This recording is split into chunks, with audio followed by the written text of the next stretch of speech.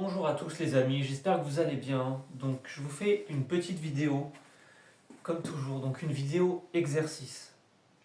Donc comme toujours, vous avez remarqué, je fais toujours une partie introductive où je vous donne souvent des notions et du coup beaucoup de théories, etc. Et puis on passe à la partie exercice.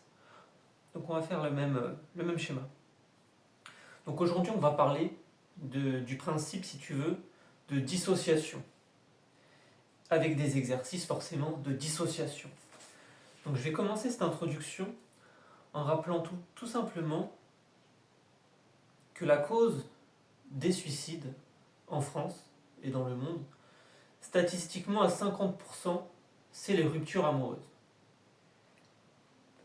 Mais en réalité, c'est pas la rupture en amoureuse en elle-même qui fait que la personne se suicide. C'est que le traumatisme, écoutez bien ce que je vais vous dire, je vous l'ai déjà dit, le traumatisme, qu'il soit physique ou psycho-émotionnel, n'est pas vécu comme une expérience globale, mais il se stocke dans la zone somatosensorielle du cerveau sous forme fragmentaire. Donc c'est la zone du toucher. Et donc vous comprenez que peu importe la prise de décision dans un cerveau qui pousse au suicide, parce que quand tu te suicides, c'est pas qu'une histoire de sérotonine, c'est une malutilisation de cette sérotonine et d'air du cerveau qui s'allument en même temps, c'est-à-dire qu'il y a deux aires du cerveau qui s'allument en même temps, et là tu te suicides par rapport à la prise de décision, l'air du cerveau qui fait la prise de décision. Mais si tu n'en as qu'une des deux qui s'allume, là tu ne le fais pas. Donc c'est toujours une histoire de...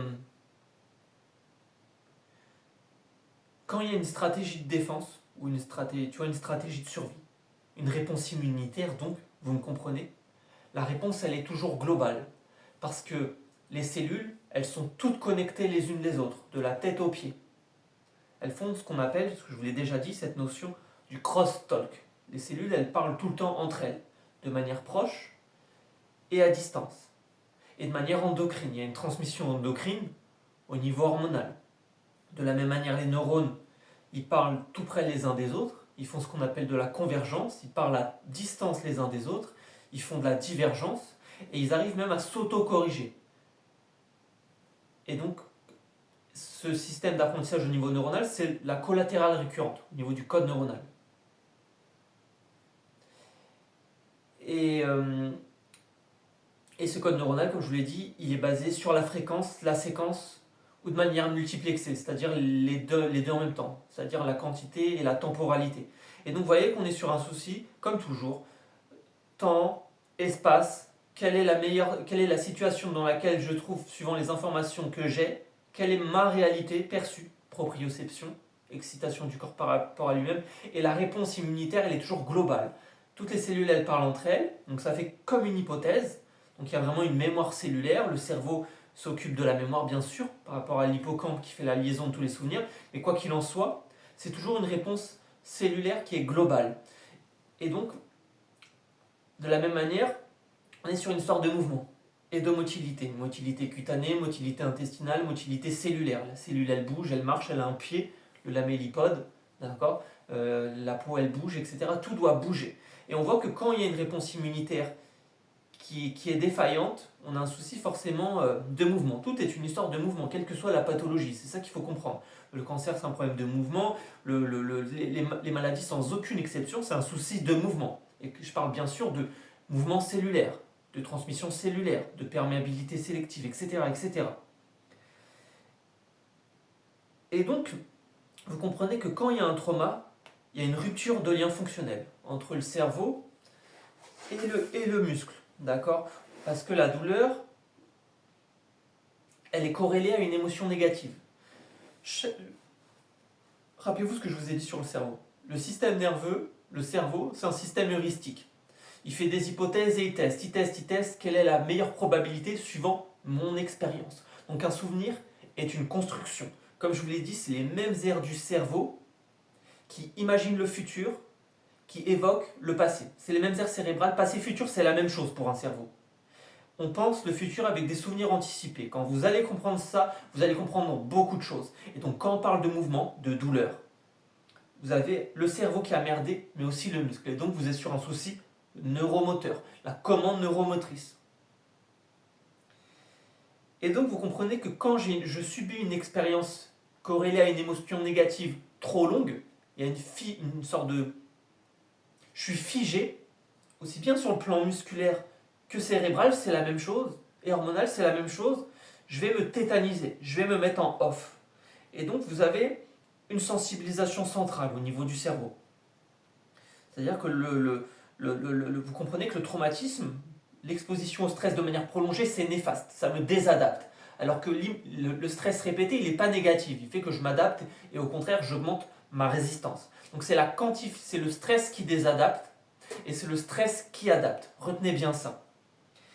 Et donc vous voyez que ça laisse une empreinte dans le cerveau. Il y a des aires du cerveau qui s'éteignent. Je ne vais pas vous refaire une vidéo complète sur le cerveau, je vous en ai fait une complète sur la psychologie du trauma, douleur et spasticité, douleur chronique, on parle de quoi? C'est des vidéos de 1 heure chacune sur la douleur et vraiment cette histoire de neuromatrix et cette porte d'entrée de la douleur, c'est vrai pour moi. Même si ça n'existe pas. Le monde est une représentation virtuelle, les couleurs n'existent pas, c'est des ondes qui se réfléchissent. Donc, c'est pas les yeux qui voient, c'est le cerveau. C'est pas mes mains qui sentent, c'est mon cerveau. D'accord? Parce que les cellules de la peau ont la même information génétique qu'un neurone, mais l'information n'est pas lue de la même manière. La peau, c'est un cerveau mis à plat. D'accord? Et le cerveau, quand il détecte ce stress qui est trop long, il a la capacité de s'anesthésier ou de se dissocier. Il a la capacité de s'éteindre parce que c'est trop long. Il cherche une solution qu'il ne trouve pas. Et pour protéger son intégrité, cette préservation de la vie organique, et donc le système nerveux autonome, le ventre, c'est pas le cerveau. Le cerveau, c'est pas la vie organique. La vie organique, c'est le ventre. Ce qui est très primitif, ce qui est très primal, animal, instinctif chez un humain, c'est pas son cerveau. Le cerveau, il est beaucoup trop humain. Il est beaucoup trop lent parce qu'il fait appel à la logique. Et la logique, elle est potentiellement trop longue et donc trop dangereuse en cas de danger immédiat, réel ou pas. Il n'y a pas besoin d'être réel ou pas. Si j'hypothétise que c'est sûrement le cas qu'il est dangereux, ce stimulus, et donc je vais répondre de la même manière qu'il soit réel ou pas. Vous comprenez? C'est que l'imagination joue une grande part. Donc il y a un haut degré de subjectivité quant à un stimulus négatif. Et donc la douleur, elle est subjective, mais elle est réelle pour le cerveau. Donc c'est pas dans la tête la douleur, c'est dans le système nerveux. La douleur n'a rien à voir avec la lésion tissulaire. Et donc le cerveau, pour se protéger, en espérant que le danger passe, il s'anesthésie, se dissocie. Il a cette capacité de « ça ne fait plus partie de moi ». Je vous fais un exemple simple. Vous ne bougez pas. Je prends un briquet. Bon, la flamme, elle galère. Je mets mon doigt au-dessus du feu. Hop, mon doigt, il s'enlève tout seul. Tout le monde connaît ce réflexe? Ça, c'est un réflexe de flexion nociceptive, appelé aussi réflexe de paralysie par la peur. Vous avez deux fibres nerveuses en termes de douleur chronique. Deux grands blocs quand on parle de douleur chronique. Deux grands axes quand on parle de douleur chronique. Fibre A delta, c'est les fibres nerveuses, douleur courte, piqûre. Aïe, aïe, aïe. Douleur longue, fibre C. Fibre C, c'est relié au neurone WDR, le Wide Dynamic Range. Ils sont liés aux nocicepteurs TRPA1, TRPV1, c'est-à-dire pression barométrique qui se co-exprime avec la température. Et tout ce schéma neurologique, il est incorporé dans ce réflexe de fuite. Parce que le cerveau, il sait combattre ou il fuit. Tu vois, il sait faire que ça. Je combats, je fuis. En cas de danger, je combats, je fuis. Je combats, je fuis. Il a que ces deux options. Il essaye de combattre, il voit qu'il ne peut pas gagner la partie, c'est trop dangereux, ça surpasse, il essaye de fuir. Il voit qu'il ne peut pas fuir parce qu'il n'arrive pas à trouver la commande motrice pour se barrer ou à se dégager de ce stimulus nuisible, du feu ou n'importe lequel, vous comprenez? C'est que le neurone WDR, le neurone de la douleur et de la démangeaison, les voies de la douleur sont très proches des voies de la démangeaison, il réagit à tous les stimulus somatosensoriels, avec un potentiel d'action aussi accru. Il n'y a que lui qui fait ça. Il a la capacité de s'hyperexciter très rapidement, avant que mon cerveau soit au courant. Il est capable de parler avec la moelle épinière sans avoir besoin de retour d'information, ni de commande motrice. On est sur quelque chose de très instinctif et très réflexe, vous comprenez? Parce que c'est trop long la logique. Et donc ce Wide Dynamic Range, il passe le long de la colonne vertébrale, sur la corne postérieure exactement. Il monte, il monte, il monte. Et quand il y a une douleur chronique, vu que ce neurone il est hyper excité, parce que le seuil des neurones sensoriels et de ces nocicepteurs de pression et de température, il est descendu. Il est abaissé ce seuil. Il est il est trop sensible, tu vois, il a plus son niveau de détection normal. Il est hypersensible, au lieu d'avoir un seuil plus haut. Et du coup, le danger n'arrive pas à passer dans le cerveau, parce que le seuil des nocicepteurs est trop bas. Parce que la peau module le message de douleur et la contraction musculaire qui est inconsciente. Et donc, du coup, si vous voulez changer un souvenir dans un cerveau, la peau, l'intestin. Quand vous faites un mouvement physique, pompe, bird dog, gainage, ce qu'on veut, on agit sur la peau en réalité. C'est que le fait que la peau bouge, on contracte, on contracte, on contracte, on contracte. Et le fait que la peau bouge, elle permet le plan des glissements sous-jacents. La vasomotricité entre la peau et le muscle, c'est là le lien psychocorporel. Épiderme, moyen derme, derme profond. Et donc, entre le derme profond et le fascia superficiel, vous avez le sang. Donc là, vous avez cette vasomotricité, le sang de la peau, si tu veux. Et ben, c'est ce sang de la peau en réalité qui est ultra important parce qu'il permet que ça glisse dessous. Et donc, un muscle qui ne fonctionne pas, c'est une peau qui n'a pas de mouvement non plus. C'est un fascia qui n'a pas de mouvement non plus. Parce que la peau, elle incorpore tout neurologiquement. Tous ces segments, de la superficie à la profondeur. Vous comprenez ce que je veux dire? C'est que ça ne bouge pas de la superficie à la profondeur. Donc, j'ai plus mes bonnes informations par rapport aussi à la gravité. Parce qu'on est sur un système de tenségrité biologique, la répartition globale de toutes les tensions. Les tendons et les ligaments eux-mêmes tendus font que les muscles compriment les articulations. Donc, le but d'une rééducation, peu importe le problème, ça va être de répartir de manière homogène les charges de compression et de pression pour que mon cerveau puisse répondre correctement. Le cerveau ne merde pas. Il merde parce qu'il n'a pas les bonnes informations. Donc, il ne peut pas répondre parce qu'il a intégré le mauvais comportement. Il a intégré ce comportement de défense qui était nécessaire à ce moment donné quand j'ai été exposé au stress. Mais la douleur, elle laisse une empreinte. C'est pas la douleur le problème, c'est la douleur continue. Le problème, c'est pas la douleur, c'est la douleur qui ne passe pas et qui finit par sensibiliser mon cerveau. Et comment c'est une douleur chronique? C'est une sensibilisation centrale du réflexe de fuite. Ce réflexe, je l'ai plus. J'ai plus ce réflexe de fuite. Je restais entre les deux. Le muscle, il a deux états. Contracté, relâché. Tout le monde est d'accord avec moi. Quand il y a une douleur chronique, il est aucun des deux. Il est lâché dans l'espace spatial. Il est inhibé. Il est ni totalement relâché, sinon il ferait pas mal. Il est ni totalement contracté, sinon il pourrait se relâcher sur lui-même avec sa propre force. Parce que le meilleur moyen de relâcher un muscle, c'est de l'activer. Et seul l'état contracté du muscle coupe le signal du fuseau neuromusculaire. Il y a un fuseau électrique dans le muscle, d'accord? Et ben il n'y a que l'état contracté du muscle qui fait que le muscle, boum, il a un effet rebond, il peut repartir. Et donc, vous êtes sur de l'énergie qui est piégée, tout simplement. Quand on parle de douleur chronique, on parle d'un réflexe qui est piégé, d'un arc spinal auto-perturbé, auto-parasité, auto-entretenu par rapport au sang, aux hormones, aux muscles, à la peau qui montent au cerveau. Et le cerveau, il a perdu son influence inhibitrice. Ça veut dire qu'il n'arrive plus à freiner les signaux qui montent le long de la colonne vertébrale. Il est épuisé. Et donc le cerveau, il est en confusion corticale. Et donc comme il est confus, il est anxieux, il est dépressif. Donc c'est normal que quand tu as une douleur chronique, tu es plus sensible à ce qui est hypertension, dépression, anxiété, parce que tu es en dissociation cognitive. Et ça, c'est important de le comprendre. C'est parce que le problème de la douleur, c'est pas la douleur. C'est que neurologiquement, elle fait merder tous les neurotransmetteurs dans le cerveau d'un coup, par rapport à un syndrome général d'adaptation. Il y a une phase d'alarme, je fais face au danger, peu importe lequel, on s'en fout du contexte. On s'en fout du contexte. Ce qui compte, c'est l'intégration dans le cerveau. Ça y est, c'est intégré, on s'en fout du pourquoi. C'est intégré, ça y est, il n'y a plus rien organiquement, c'est fonctionnel. D'accord? Phase d'alarme, phase de résistance, phase d'épuisement. Effondrement physiologique, le taux des neurotransmetteurs, il se casse la gueule dans le cerveau. Il n'y a plus assez de sérotonine. Sérotonine, c'est pas que l'humeur, c'est le tonus vasculaire. Tonine, tension, étymologiquement, tonine, tension. Vous comprenez? Mélatonine, tonine, tension. On est toujours sur un système de tenségrité biologique, même sur le plan hormonal. D'accord? Et vous êtes sur un souci qui finit par me faire perdre la conscience de moi. Et c'est ça le principe de la dissociation.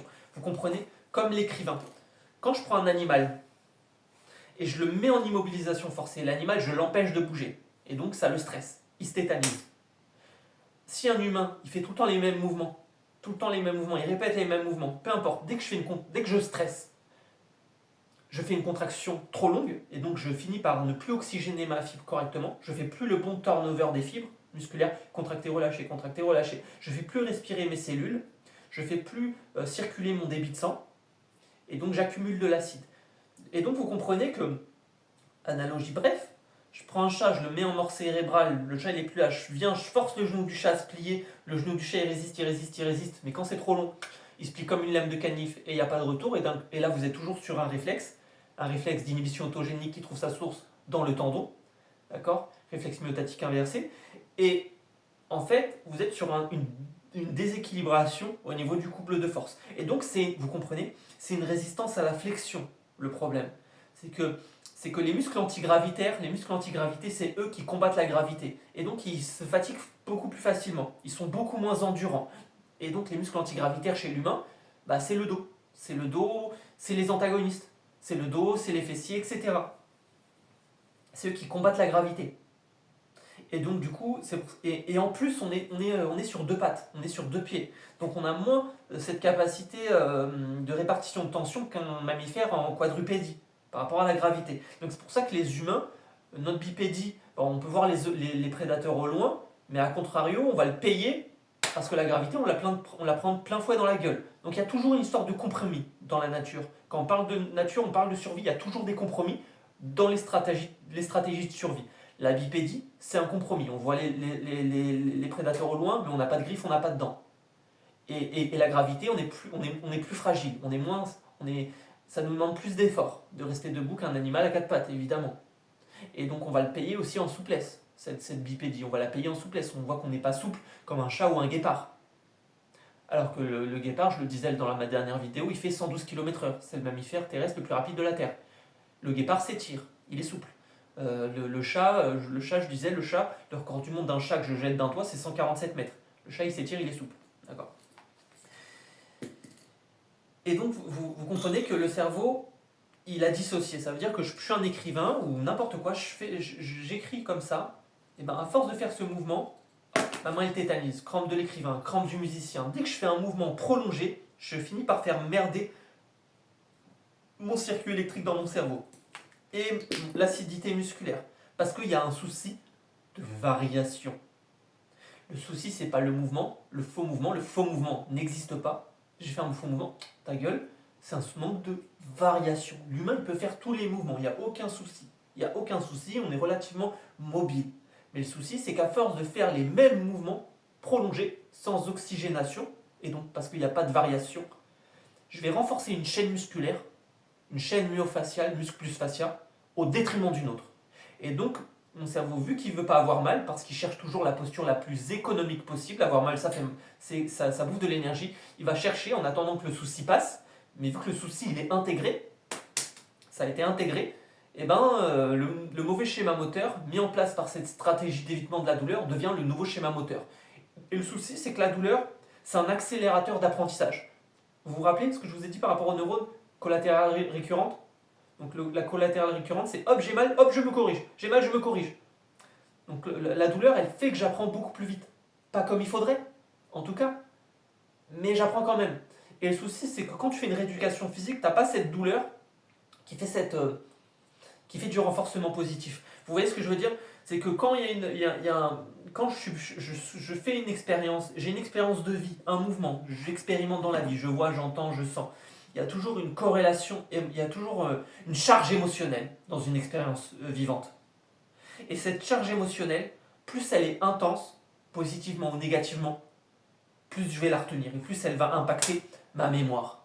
Et le système numéro 1, c'est la mémoire qui régit tous les systèmes. Vous comprenez? Cortex préfrontal, qui baigne dans la dopamine et l'ocytocine. Le cerveau, il a dominance dopaminergique. D'accord? Le neurotransmetteur qui fait le lien entre le système nerveux autonome et le système nerveux central, d'accord, c'est l'acétylcholine. L'acétylcholine, on le rappelle, c'est le neurotransmetteur de la contraction musculaire, de l'apprentissage et de la mémoire. C'est la même chose, d'accord? Et ben, le cortex préfrontal, on l'a dit, supporte le rôle des neurones miroirs. C'est le même système qui code l'action, qui la réalise. Empathie, altruisme, générosité, conscience de soi, évaluation de la douleur.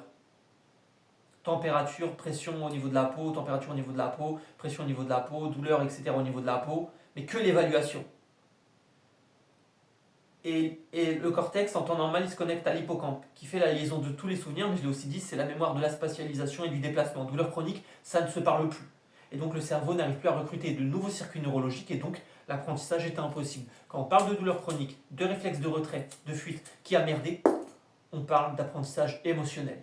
Et le souci, c'est que comme le membre n'est plus perçu correctement par le cortex, vous vous rappelez que j'ai subi un trauma, et ben il y a des membres, des muscles, qui ne sont plus perçus correctement par mon cortex. Et il est confus. Il sent qu'il y a un souci, mais il ne sait pas lequel. Parce que la peau, elle filtre les informations pour mon cerveau. C'est pour ça qu'il ne sait plus où est quoi dans l'espace. Voilà. Et ça, c'est un souci de dissociation. Et donc, il faut travailler sa dissociation. Qu'est-ce qui fait partie de moi? Vu que vous êtes sur des complexes articulaires qui sont interdépendants, le cerveau il cherche toujours à s'adapter. Mal, des fois, souvent, d'ailleurs, c'est pour ça qu'il y a des douleurs, parce que voilà, on n'est pas flexible à l'infini.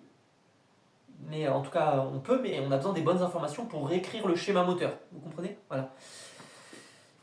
On a besoin de sommeil pour consolider cette mémoire, on a besoin de gérer le stress pour pas associer mouvement et douleur, on a besoin de gérer la douleur pour pas associer mouvement et douleur, on a besoin de positivité, d'émotions positives et d'un mouvement juste et corrigé et autocontrôlé. Donc il y a des prérequis. D'accord.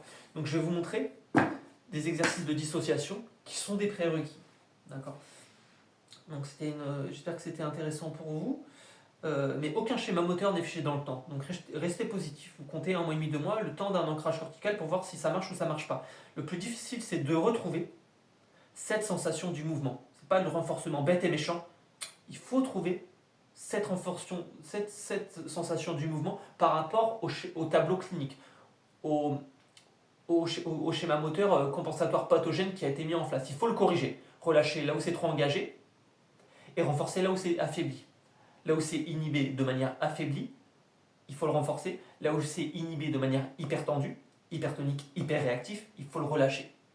Et donc, vous n'allez pas avoir les mêmes stratégies suivant les groupes musculaires que vous visez, suivant le schéma moteur que vous visez. Personne n'a exactement le même tableau clinique parce que personne n'a le même polymorphisme génétique, n'a le même morphotype prédisposant ou non, et personne n'a la même expérience de vie, donc personne n'a les mêmes pathologies, parce que la maladie n'existe pas, c'est qu'une expression pathologique. Il y a bien un mécanisme sous-jacent qui dépend d'une étiologie. Et donc il faut taper super large, de manière très globale, parce que c'est un schéma moteur qui est global. La réponse immunitaire cellulaire, elle est globale. La communication cellulaire, elles parlent tous entre elles, et après elles répondent ensemble à la problématique donnée, qui est le danger, qui est le stress. Et donc la douleur chronique est une réponse dysfonctionnelle du système nerveux central face au stress. Voilà. Ok. Donc, premier exercice de dissociation, celui-là il est au sol, donc je le donne rarement, je le donne vraiment quand c'est des cas assez graves, style post-AVC ou opération du cerveau, ce genre de truc, tu vois. Celui-là je le donne plutôt rarement, d'accord. C'est vraiment le basique numéro 1 en dissociation. Pour rappeler à mon cerveau, c'est quoi le bras gauche, le bras droit, la jambe droite. Donc vous dites à la personne de glisser la jambe tout doucement. Après le bras droit opposé, vous le glissez comme ça doucement, vous faites appel à la visualisation de la personne. Après la jambe droite, et après le bras gauche. Et là, vous faites de la dissociation. Ça force mon cerveau à travailler sa plasticité, et donc son imagination, où je suis dans l'espace. Et vous le faites en croisé. Jambe gauche, bras droit, jambe droite, bras gauche. Vous comprenez? Jambe gauche, bras droit, jambe droite, jambe gauche. Et là, ça me force à chercher les commandes dans mon cerveau. Ça a l'air de rien, mais c'est des exercices qui sont très importants. C'est que tant que je n'ai pas replacé dans les bonnes cases de mon cerveau, que je n'ai pas réorganisé où est dans l'espace, je vais faire n'importe quoi. D'accord? Donc ça, c'est un exercice de dissociation globale. Pour stabiliser toujours ce noyau. D'accord? Donc vous avez celui-là, vous avez le pas pelvien, donc je marche sur mes hanches, en arrière, hop, hop, parce que les hanches vont passer en arrière en général, et en même temps, c'est un exercice où je force à travailler que la hanche gauche, la hanche droite, la hanche gauche, la hanche droite, et j'avance. Donc ça, vous pouvez le faire une petite minute, hein, comme l'autre, vous pouvez le faire une petite minute. Ok? Donc ça, c'est le pas pelvien.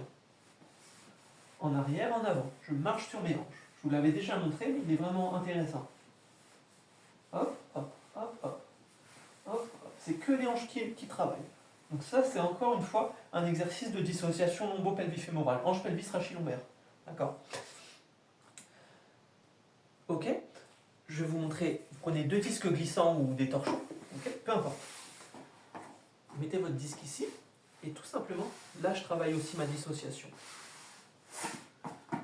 Hop. Ah merde, parce que j'ai un souci avec le tapis, c'est pour ça. Hop, Vous comprenez? Hop, parce qu'il glisse en fait déjà de base. Donc ça, c'est si vous ne le faites pas sur un tapis, hein, vous le faites sur le... Vous voyez ce que je veux dire? Sur un support qui ne glisse pas, parce que ça, c'est un disque glissant. Donc voilà, vous avez des glissants, et si moi, vous avez un tapis comme moi qui glisse, là, vous faites de la dissociation aussi. Que la jambe droite, une trentaine de mouvements par exemple. Ok? Tout le monde comprend l'idée? Là aussi, vous faites de la dissociation, que la jambe gauche. Ça force mon cerveau à travailler que la jambe gauche, que la jambe droite. Une trentaine de mouvements. De la même manière, vous le faites comme ça en ouverture.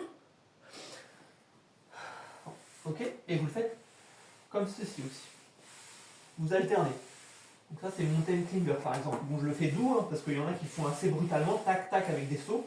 Là, on cherche un travail de dissociation simplement. Vous restez bien droit.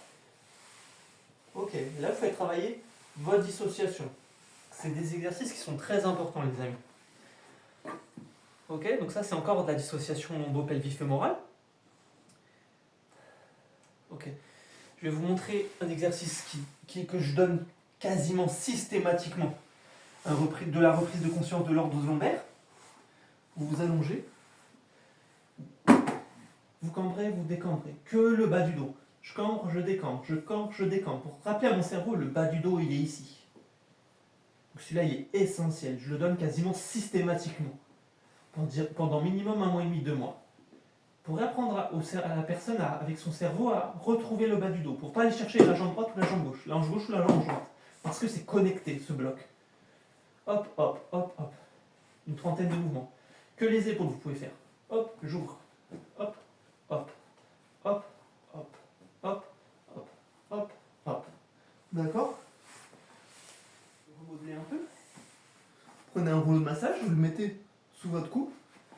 Et vous pouvez le remodeler. Hop, hop. Là, je remodèle mon cou. Je remodèle un peu ma lordo cervicale. Hop, une trentaine de mouvements. Donc là aussi, tu vois, le fait que ça se touche, que le rouleau touche mon cou, ça me rappelle à mon cerveau, le cou, il est là. Je le sens, le rouleau au niveau de ma colonne. C'est pour vous aider à retrouver votre position neutre.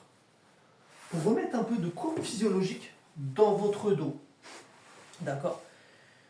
Donc, exercice très important, très intéressant. Vous vous mettez au sol, vous inspirez, ventre, périnée, ventre, thorax, côte légèrement, et vous soufflez. Périnée transverse, vous maintenez. Vous levez que la jambe droite, vous maintenez. Périnée transverse, je maintiens. Vous redescendez. Que la jambe droite. J'inspire et je souffle. Périnée transverse. Et là, je fais travailler mon cerveau. Périnée transverse. Et je stabilise le noyau. Je stabilise le tronc. Et je redescends. Vous inspirez dans les volumes courants et vous allez dans les réserves expiratoires plutôt, en pinçant les lèvres. Maintenant, la jambe droite. Le bras droit, pardon.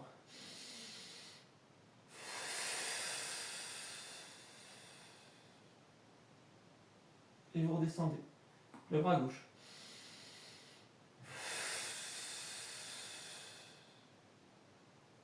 Et vous redescendez. Vous comprenez l'idée? Et là, je fais travailler à mort ma stabilisation et mon cerveau. Maintenant, en croisé.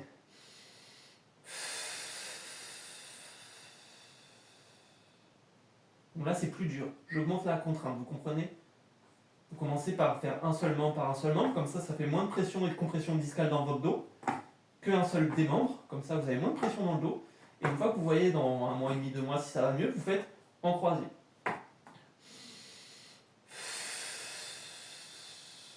Périnée transverse, je maintiens, je lâche pas, et je repose. Et après les deux.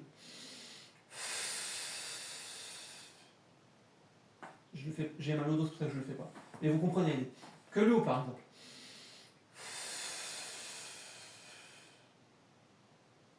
Et vous redescendez. Et une fois que vous êtes bon, les 4 en même temps. Et là, vous augmentez la contrainte. Vous comprenez, doser la contrainte. Ni trop, ni pas assez. Si je stresse trop le tissu, il ne s'adapte pas, il n'a pas l'habitude. Et si je le stresse pas assez, il ne s'habitue pas. Et donc, il ne change pas. Parce qu'il n'a pas de raison de le faire. Donc, il faut doser la contrainte.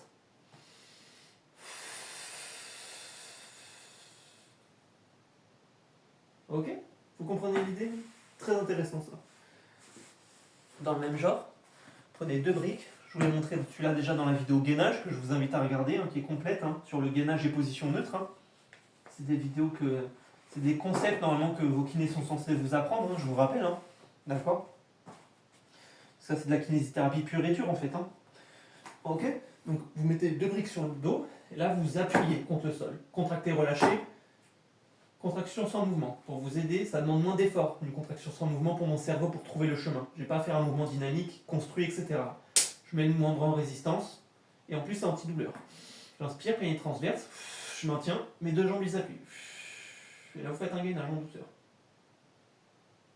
Ok? Ici, vous les mettez à vos bras.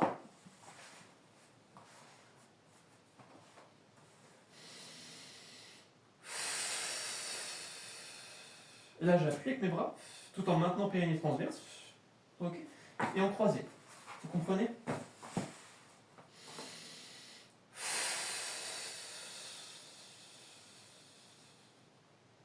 Ok, vous changez de bras. Donc ça, c'est des gainages qui sont très intéressants.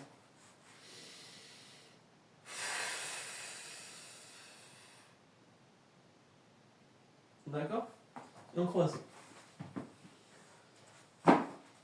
Le souci du gainage, c'est que souvent, il y a tellement peu de muscles stabilisateurs, les muscles n'arrivent tellement pas à se stabiliser en profondeur parce qu'ils sont tellement absents du cerveau, que c'est très difficile de trouver un gainage pour recruter au niveau des grands droits notamment.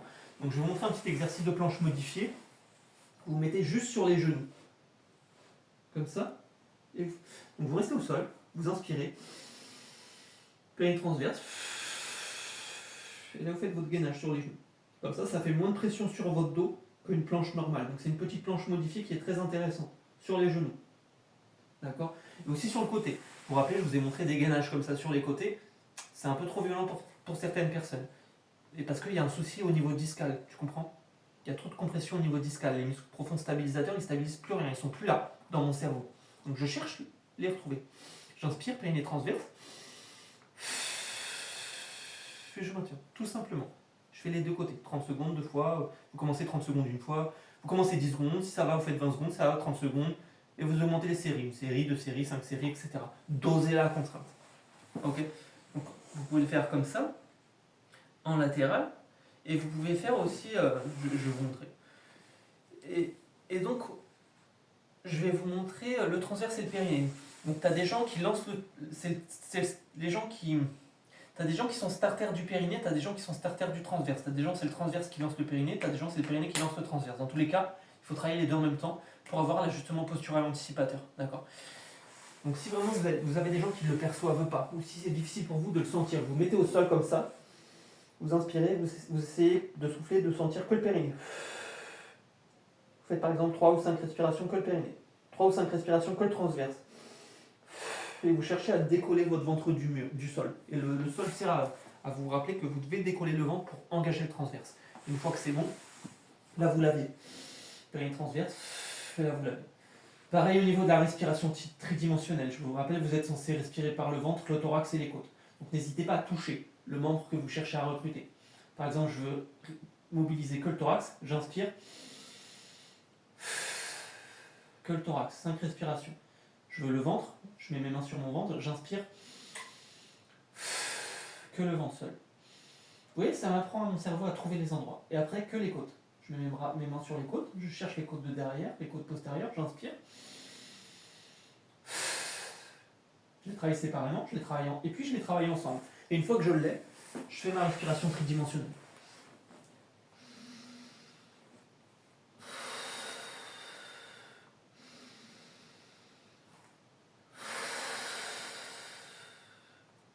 Ok? Vous comprenez le principe de la dissociation, je pense? D'accord? Donc, tu vois, quand vous vous rappelez, dans l'exercice que je vous ai montré comme ça, sans les briques, hein, en single stretch, et ben, plus vous augmentez la difficulté. Si vous voulez plus augmenter la difficulté, vous tendez plus la jambe, plus le bras. Donc, vous commencez comme ça, et puis plus ça devient, vous devenez fort, plus vous allez chercher l'extension. D'accord? Parce que là, la chaîne, elle est toute raccourcie derrière. Faut un peu la réveiller avant de pouvoir l'étirer convenablement. Sinon, ça va vous faire trop de compression discale, encore une fois. D'accord. Donc, je vais vous montrer quelques exercices debout, de dissociation, toujours. Ok, les amis. Ok les amis, donc je vais vous montrer... Attends, je cherche mon matériel, excusez-moi. Je vais vous montrer d'autres exercices de dissociation. Donc ceux-là, ils sont debout, mais c'est le même principe. Vous mettez debout, et voilà. Juste vous bossez comme ça, écart de hanche. Et là, vous bossez toujours votre dissociation. Que la hanche droite, trentaine de mouvements, tous les jours. Que la hanche gauche. Donc ça, c'est vraiment pour la mobilité de la hanche, mais c'est de la dissociation. Que la hanche droite. D'accord? Vous vous mettez devant un miroir. Principe de dissociation. Vous restez bien droit, bras le long du corps. Que votre jambe, elle va debout. Devant, 5 secondes. Vous la ramenez au milieu. Vous reposez. Vous la mettez à droite. Vous regardez devant un miroir. Il ne faut pas que vous compensiez avec vos membres ou votre tronc. Vous restez droit. Position neutre. Vous vous rappelez votre contrôle postural. Être aligné. Vous ramenez 5 secondes. Vous la mettez en arrière. Vous restez droit. Position neutre. Devant un miroir. Là, j'ai pas de miroir malheureusement. 5 secondes. Vous revenez. Vous changez de jambe. Là, vous faites travailler votre cerveau. 3, 4, 5 et vous revenez.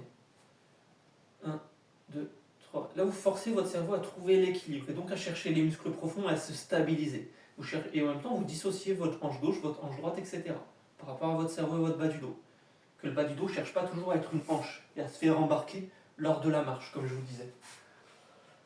Une fois que ça devient trop simple, vous faites la même chose mais avec un élastique. Vous prenez un petit élastique. Si vous voulez, vous pouvez même commencer en prenant appui sur un support. Voilà, le pied devant, le pied à droite. Et là, vous travaillez encore une fois la stabilisation de votre bassin et votre dissociation. Ça force votre cerveau à chercher. Donc c'est pas très loin de l'exercice que je vous avais montré sur la proprioception juste avant. La dissociation est un exercice de proprioception, vous le comprenez bien. D'accord.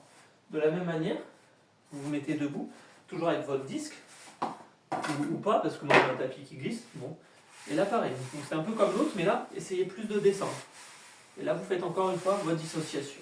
Donc ça, c'est des exercices qui sont donnés pour les footballeurs. Que la hanche droite, que la hanche gauche. Et pas assez aux gens lambda, parce que les gens lambda ne rapportent pas des millions d'euros. Donc on ne leur fait même pas les tests cliniques orthopédiques simplistes pour déceler une pubalgie. On est encore dans une époque où les kinésithérapeutes pensent que la pubalgie, c'est que les adducteurs. Alors que la pubalgie, c'est n'importe quel déséquilibre musculaire dans le bassin, sans aucune exception, dont le psoas, la hanche, conflit de hanche, et pince mixte, l'hernie inguinale ou l'arthropathie pubienne. Et on peut même rajouter en réalité la faiblesse de la paroi abdominale. Et on appelle ça la pubalgie pariéto-abdominale. Et on est sur un carrefour postural où tout est multipathologique et qu'on est sur une sphère, la sphère pelvienne. Et donc vous rentrez en périnéalogie même quand on parle de pubalgie. Parce qu'il y a des indicateurs cliniques qui sont les mêmes comme le retard de contraction du transverse. Et je vous rajoute pas que vous avez deux types de déséquilibre, donc du coup, dans cet ensemble, déséquilibre péripubien ou péripelvien. Mais c'est toujours et ou, vous pouvez avoir les deux. Donc vous avez toujours, de mon expérience, comme je le dis tout le temps, des causes conjointes qui font un gros problème. C'est jamais un truc, c'est toujours polyfactoriel. Vous avez un petit truc, plus un petit truc, plus un petit truc, plus un petit truc, qui fait un gros syndrome. Parce qu'un syndrome est un ensemble de symptômes. Et ça, faut le comprendre. Que c'est toujours polyfactoriel. Parce que le cerveau ne s'arrête jamais de chercher une solution qu'il ne trouve pas. Donc il met en place des points trigger en cascade, des schémas moteurs compensatoires en cascade. La hanche elle merde, épaule elle merde, épaule elle merde, la hanche elle merde. Hanche épaule, épaule cou. Vous êtes sur des interrelations articulaires. Vous êtes sur un équilibre de mobilité globale. Et donc le schéma moteur compensatoire, il affecte la mobilité globale. Parce que comme je vous l'ai dit, la réponse immunitaire, elle est globale. Parce que la communication cellulaire interne, elle est globale. Et donc la réponse, elle est globale aussi en réponse. Tu comprends? J'ai des informations, je réponds. J'ai des informations, je réponds. D'accord? Donc je ne peux pas répondre bien si je n'ai pas les bonnes informations. Et donc il faut réorganiser le cerveau. Qu'est-ce qui fait partie de lui? Où est quoi dans l'espace? D'accord? Donc de la même manière, je vous l'avais montré, vous bossez comme ça. N'hésitez pas à bosser devant, comme au sol. Moi, je n'ai pas envie de faire mal au dos, mais vous comprenez. Et vous mimez la marche. Un pied devant, un pied derrière. Un pied devant, un pied derrière. Et là, vous mimez la marche. Donc ça, c'est encore une fois de la dissociation. Si vous voulez dissocier un peu vos épaules, vous mettez les deux bras. Là, je dissocie mes épaules. Une trentaine de mouvements. Que l'épaule droite. Là, je dissocie mes épaules. Que l'épaule gauche. Là, je dissocie mes épaules. J'alterne. 1. Donc ça, c'est des super exercices de rééducation quand vous avez des conditions neurologiques spécifiques, par exemple. Donc je les montre rarement, mais ça peut m'arriver. Donc là, pareil, je dissocie mes épaules. Épaule gauche, épaule droite. Je fais travailler mon cerveau. Les deux en même temps. Là, je dissocie. Là, je dissocie. Et vous alternez. Vous voyez ce que je veux dire? Il faut faire travailler faut rendre le cerveau agile. Vous cherchez à la rendre agile. Hémisphère gauche, hémisphère droit. Les neurones miroirs, ils font hémisphère gauche, hémisphère droit. Ils vont chercher toujours le meilleur schéma moteur. Donc vous travaillez toujours le côté sain de la même manière que le côté pathologique, comme je vous le dis tout le temps. D'accord? De la même manière, c'était un exercice de dissociation que je vous ai montré la dernière fois. Vous prenez un foulard, je vous le remonte, mais voilà, comme ça, s'il y en a qui ont raté, c'est pas grave. Je vous le remonte. Voilà, vous prenez un foulard, clac, vous le serrez au niveau du nombril, vous inspirez, vous engagez le périnée transverse, vous maintenez, et quand vous soufflez, vous cherchez encore plus à exagérer l'expiration et maintenir le périnée transverse. Je me retiens de faire pipi, ventre plat. Je rapproche le nombril de la colonne vertébrale comme si j'enfile un jean. Et là, je cherche à faire travailler l'engagement de mes grands droits. Je cherche à les dissocier, à les envoyer en avant comme ça. Pour ne pas les chercher continuellement dans mes lombaires. On rappelle que les abdominaux soutiennent la colonne lombaire et ils font la flexion lombaire. Donc des abdominaux qui sont trop faibles, c'est un bassin qui est trop en avant. Parce que le bassin, les abdominaux, leur rôle c'est de ramener le bassin en avant. Le fessier, le rôle c'est de mettre la jambe en arrière. Et c'est intimement lié tout ça. Fessier, ventre, etc. Souvent c'est eux qui sont en hypotonie. Contrairement aux psoas et aux spinaux qui sont en hypertonie. D'accord. Ok, donc je vais vous montrer un dernier exercice bonus, tant que je suis avec vous, parce que je sais à quel point c'est dur de se renforcer quand il y a des douleurs chroniques, parce qu'on est limité en flexion ou en extension, et souvent les deux. Et en latéralité, j'en parle pas, avec l'ilio-costal qui me bloque, et l'élévateur de scapula qui m'empêche de tourner ma tête. On connaît souvent les mêmes trucs, hein, malheureusement. Donc, exercice de renforcement tout doux, que vous pouvez faire même au boulot. Vous mettez devant votre mur, vous faites comme une pompe. Donc vous vous rappelez, je vous avais montré l'exercice du cou et des épaules, vous tourniez la tête comme ça. Bah là, vous ne le faites pas. Là, vous restez simplement comme une pompe. Vous engagez votre périnée et votre transverse. Et vous faites comme si vous poussez le mur tout en maintenant. Et là, vous gainez, périnée transverse. Et là, vous faites un gainage tout doux. Donc ça, c'est des exercices très intéressants. Ça, c'est des planches modifiées. C'est très intéressant. Dans le même genre, vous prenez appui sur votre table ou votre chaise.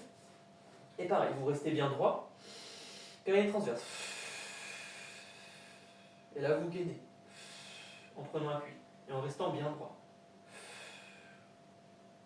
Et là, vous gainez. Donc là, vous faites du renforcement. Même si on ne dirait pas. Donc ça, c'est vraiment quand vous avez des douleurs chroniques où vous êtes sur du post-opératoire. D'accord? Donc j'espère que ça vous a intéressé, les amis. La prochaine vidéo, ça sera une vidéo d'exercices de mobilité articulaire qui seront très doux. Je l'appellerai mobilité douce d'ailleurs.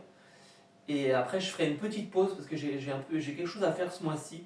Donc vous risquez de me voir pas sortir de contenu pendant peut-être une semaine ou deux maximum, je pense.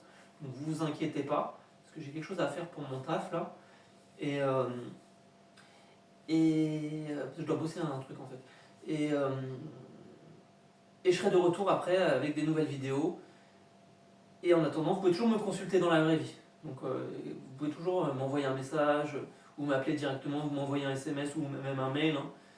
Et si je peux vous aider, vous n'hésitez pas à me consulter. Ok ? Je vous fais des bisous les amis. Je vous fais des bisous les amis. Je vous remercie, vous pouvez liker, partager, commenter comme d'habitude. Merci à tous ceux qui me soutiennent, tous ceux qui suivent. Je vous souhaite beaucoup de courage dans vos exercices. Il ne faut rien lâcher. Step by step. La seule erreur, c'est de ne pas apprendre. C'est-à-dire que c'est normal de faire des erreurs en rééducation. Et au contraire, heureusement qu'on en fait, c'est comme ça qu'on apprend. L'erreur, c'est de rester dans une impasse et de ne pas s'interroger à pourquoi il y a un échec. S'il y a un échec, c'est qu'il y a un souci d'étiologie ou que les exercices ne sont pas suffisamment adaptés et que j'ai pas assez cette sensation de mouvement ou que je n'arrive pas assez à doser la contrainte correctement. Et aussi, surtout, il faut dormir. Si je ne dors pas, je n'apprends pas. Si je ne dors pas, je n'oublie pas. Et on voit bien que quand il y a une douleur chronique, le cerveau a besoin d'apprendre, mais il a aussi besoin surtout d'oublier. Il a besoin d'imaginer le futur autrement qu'avoir mal. Donc faites travailler votre imagination. Et donc l'imagination, c'est les neurones miroirs. Et les neurones miroirs, c'est eux qui font l'empathie, l'altruisme, la générosité. Donc la musique active les neurones miroirs, la sculpture, l'art active les neurones miroirs, les jeux vidéo activent les neurones miroirs. Il faut faire appel à votre créativité. Quand on parle de douleur, on parle de mouvement. Et donc, si on parle de mouvement, il faut rendre votre esprit et votre cerveau le plus agile possible pour lui permettre de faire des connexions, des nouvelles connexions et plus durables. Et donc, il faut qu'elles soient positives émotionnellement pour que je puisse les apprendre. Vous comprenez, plus la charge émotionnelle elle est intense, plus je vais apprendre, dans le bien ou dans le mal. Et donc, le problème de la douleur, c'est qu'il y a une charge émotionnelle négative qui est intense parce que c'est trop long. Et donc, c'est pour ça que mon cerveau n'arrive plus à penser à se connecter autrement. Il n'arrive plus à faire taire l'amygdale, qui a saturé l'hippocampe. L'hippocampe, il a comme appris et il a bugué. Ok? Donc je vous fais des gros bisous les amis, je vous dis à bientôt.